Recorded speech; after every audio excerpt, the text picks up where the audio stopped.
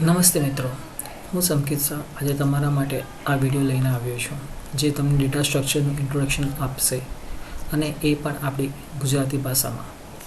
આ video computer ફિલ્ડના મિત્રો જેને ડેટા સ્ટ્રક્ચર વિષય સમજવો છે તેને મદદ કરશે. તો ચાલો ડેટા સ્ટ્રક્ચર શું છે એ સમજીએ આ વિડીયોની મદદથી. આ વિડીયોની અંદર હું આ બધા ટોપિક કવર કરીશ, જેમ કે ડેટા સ્ટ્રક્ચરનું ઇન્ટ્રોડક્શન આપીશ, જેમાં ડેટા સ્ટ્રક્ચરની definition, type of data structure, જેમાં primitive, non primitive data structure સમજાવીશ, અને ડેટા સ્ટ્રક્ચરની ઉપર થતા કોમન ઓપરેશન્સ વિશે આપણે થોડું ડિસ્કશન કરશું. Introduction to data structure. Data structure શું છે એ સમજીએ આપણે પહેલાં.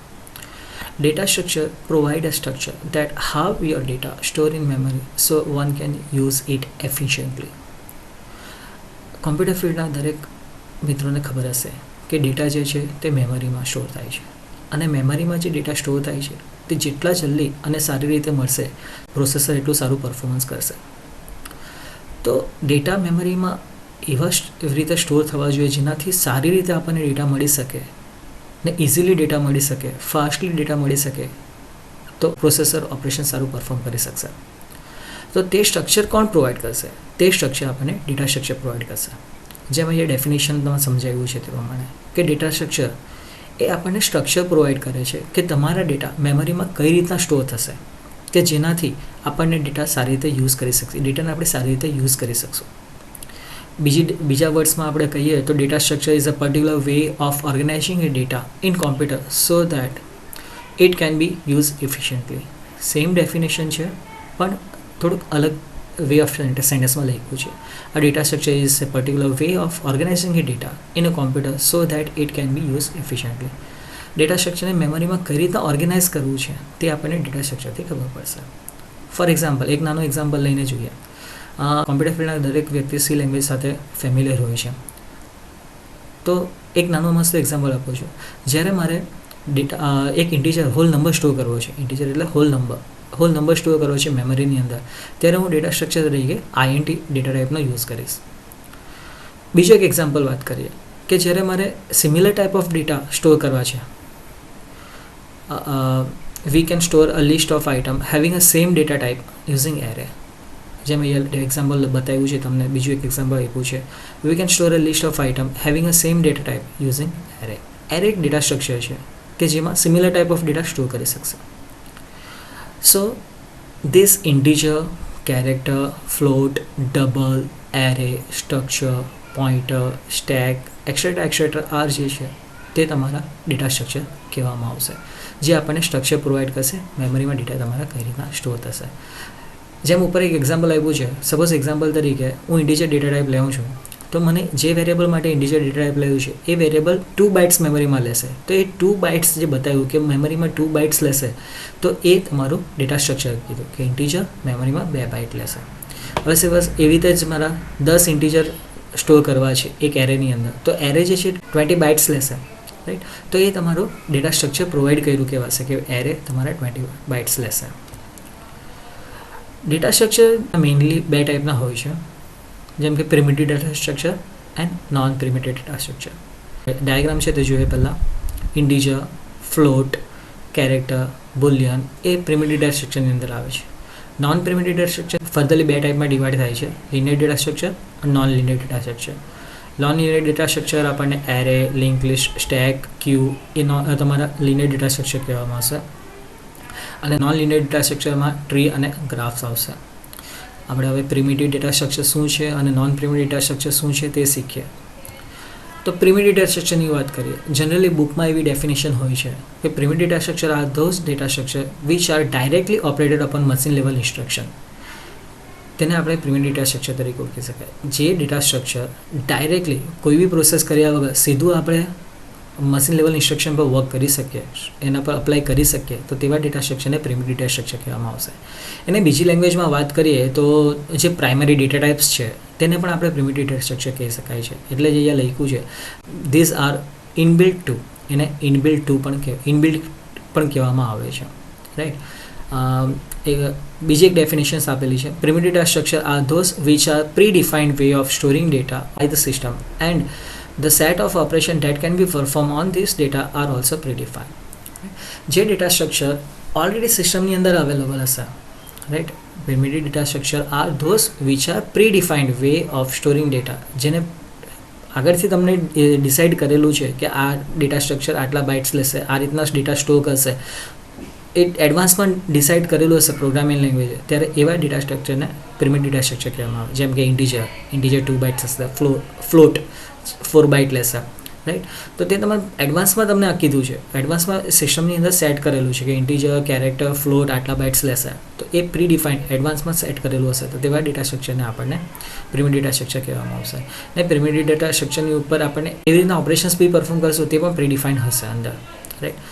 એક્ઝામ્પલ્સ આપેલા છે character, integer, float, double, et cetera. આ બધા જે છે તમારા પ્રિમિટિવ ડેટા સ્ટ્રક્ચર તરીકે ઓળખાશે. હવે વાત કરીએ નોન પ્રિમિટિવ ડેટા સ્ટ્રક્ચરની. નોન પ્રિમિટિવ ડેટા સ્ટ્રક્ચર એક collection of primitive data structure છે. પ્રિમિટિવ ડેટા સ્ટ્રક્ચરનો યુઝ કરીને જ તમારા નોન પ્રિમિટિવ ડેટા સ્ટ્રક્ચર બનશે, right. It is a derived data structure, it is derived from primitive data structure. અને આ જે ડેટા સ્ટ્રક્ચર છે, નોન પ્રિમિટિવ ડેટા સ્ટ્રક્ચર જે છે, તે ડાયરેક્ટલી મશીન લેવલ ઇન્સ્ટ્રક્શન પર વર્ક નહીં કરશે. એને કંઈ ને કંઈ ઓપરેશન્સ પરફોર્મ કરવું પડશે. એના પર કંઈક ઓપરેશન પરફોર્મ કરીને પછી આપણે ડેટા સ્ટ્રક્ચર એ તમારા ડેટા મેમરીમાં સ્ટોર કરશે. Non primitive data structure are derived from primitive data structure and are more complicated data structure. હા, નોન પ્રિમિટિવ ડેટા સ્ટ્રક્ચર જે છે તે મોર કોમ્પ્લિકેટ છે, બિકોઝ આપણે એકથી વધારે ડેટા સ્ટ્રક્ચર ભેગા કરીને આ નોન પ્રિમિટિવ ડેટા સ્ટ્રક્ચર બનાવીએ છીએ. એકથી વધારે પ્રિમિટિવ ડેટા સ્ટ્રક્ચર ભેગા કરીને આ નોન પ્રિમિટિવ ડેટા સ્ટ્રક્ચર બનાવીએ છીએ. They are not directly operated by machine level instruction. આ machine level instruction directly operate થતા નથી. For example, array, structure, pointer, stack, queue, link list, tree, graph, etcetera are the example of non primitive data structure. જેમ array જે છે તે array એકથી વધારે same ટાઈપના ડેટા સ્ટ્રક્ચર ભેગા થશે ત્યારે એરે બનશે. એક્ઝામ્પલ તરીકે ઇન્ટીજર એ ઓફ 10, તો 10 એલિમેન્ટ ભેગા થશે ત્યારે એક ઇન્ટીજર એરે બનશે. સ્ટ્રક્ચર, તો સ્ટ્રક્ચર એક યુઝર ડિફાઇન ડેટા બનાવવા માટે યુઝ થાય છે, રાઈટ. તો સ્ટ્રક્ચરની અંદર આપણે અલગ અલગ ડેટા ટાઈપ ભેગી કરશું ત્યારે એક ડેટા ટાઈપ બનશે, એક ડેટા સ્ટ્રક્ચર બનશે. સ્ટેક, ક્યુ, લિંક લિસ્ટ એ આપણે આગળ જોઈશું. There are two types of non-primitive data structure, namely linear non-primitive data structure and non-linear non-primitive data structure. Non-primitive data structure further ટાઈપમાં ડિવાઈડ થાય છે, linear data structure ની અંદર અને non-linear data structure. ડાયાગ્રામ પહેલાં જોઈ લઈએ. non-primitive data structure જેની અંદર linear data structure અને non-linear data structureમાં ડિવાઈડ થાય છે. linear data structure એક્ઝામ્પલ આપ્યા છે એરે, લિંક લિસ્ટ, સ્ટેક, ક્યુ, અને non-linear data structure ની અંદર ટ્રી એન્ડ ગ્રાફ્સ છે. ચલો સમજીએ લિનિયર અને નોન પ્રિમિટિવ ડેટા સ્ટ્રક્ચર શું છે. તો પહેલાં વાત કરીએ લિનિયર ડેટા સ્ટ્રક્ચરની અંદર. જ્યારે તમારા ડેટા મેમરીની અંદર સિક્વન્સમાં સ્ટોર થશે, એક પછી એક સ્ટોર થશે, 1 by 1 સ્ટોર થશે, ત્યારે એવા ડેટા સ્ટ્રક્ચરને આપણે લિનિયર ડેટા સ્ટ્રક્ચર કહી શકાશે. ડેફિનેશન જે લખી છે તે પ્રમાણે, the non primitive data structure where data store in sequence means 1 by 1 in linear memory location is known as linear non-primitive data structure.